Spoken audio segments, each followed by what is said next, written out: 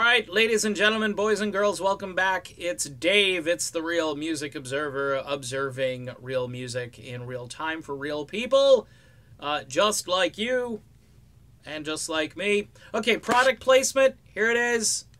New album from Cry came out October of last year. Phenomenal, amazing melodic rock from Sweden, of course. Frontiers music. It's their new breed of rock.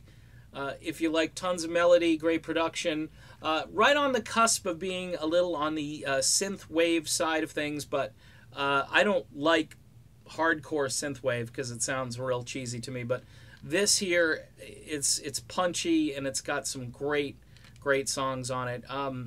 Frontiers music, their new breed of rock. Check it out. That's my product placement segment here. Styx. Remember I told you about the war of words when it comes to Styx, kind of going back and forth. We had JY tell the world in an interview that Mr. Roboto just alienated all of those male fans, and Dennis DeYoung firing back saying, no, the only person it really alienated, and yes, he was a male fan, was Tommy Shaw, who walked off stage one night and never came back.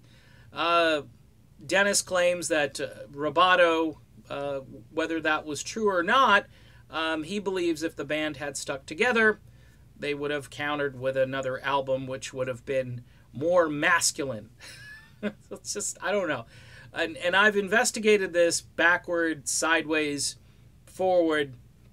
Here's the issue, too, that if Roboto was such a horrible song, why would JY in the current Styx lineup be playing it again?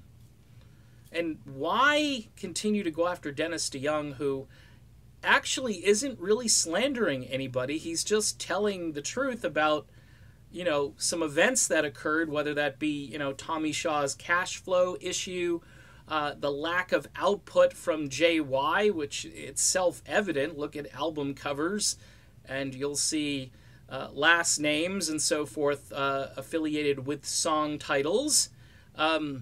It's pretty simple. Discogs, wherever you got to go to look this stuff up.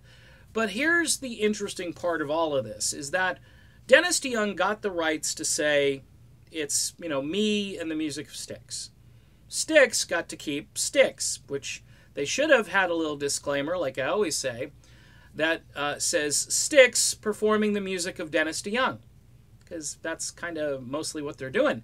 But legally, as these things kind of go back and forth, and there was kind of radio silence, which is funny because that's the name of a Styx song from their album The Mission.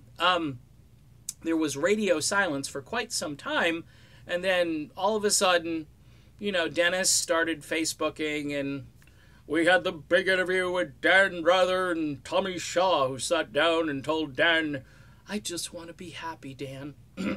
We've had all this stuff going back and forth, and quite honestly, there's no substance to the stuff that Styx keeps hurling at Dennis. They keep making up new things or changing the narrative so people will dislike Dennis and like them. Well, here's the problem with that. Dennis got to be Dennis DeYoung and the music of Styx. And I think legally speaking, they can't really affect his income and go after him in this regard, because they're trying to rewrite history and Dennis is countering. And you may think, really, nobody's really paying attention, but I think after a while, Dennis is going to get tired of this, because this will affect his, you know, his, I would say, if you're thinking this all day long about yourself, like, gee, I was the guy who broke up Styx, it's not going to be good. It's not going to be healthy for you, whether that's true or not. Now, Dennis believes it's not true, but you can't keep saying these things to see which narrative will stick, so you guys look like the, you know, the band with all the testosterone, and Dennis is just a guy in tights who is singing ballads. You know what I mean? So this is the kind of stuff that's happening right now, and I think legally, Styx has got to be careful. They can't keep hurling these accusations at Dennis, because it's going to affect his livelihood. And really, he got the short end of the stick, because he should have gotten the name. He should have gotten the name. I mean, based on everything that I know about Styx, Dennis DeYoung should have gotten the name, and he didn't. These other guys got the name because they ganged up on him, and I don't know. I mean, if I'm listening to this in a courtroom where they're talking about creativity and who created more and who did more of the work and how these songs came to be and who's been in the band a long time, I think you have to look at Dennis as one of the founders, right?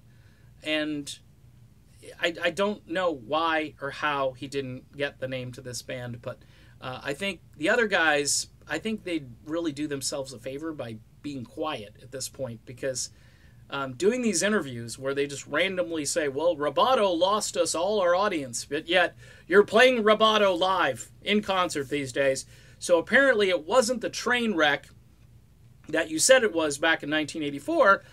Now you're talking as if, you know, it ruined you for a while, but we worked really hard to build up our audience again, and yeah, it's okay to play it now. No, it shouldn't be okay to play it at all. And maybe you shouldn't play it if you really hate it that much. I mean, jeez. All right, done with this video.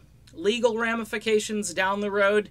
Yeah, if they keep going, I think it wouldn't surprise me if a lawyer wasn't enlisted by Dennis DeYoung, because this is just, it's not necessary at this point. It just isn't. All right, done. See ya.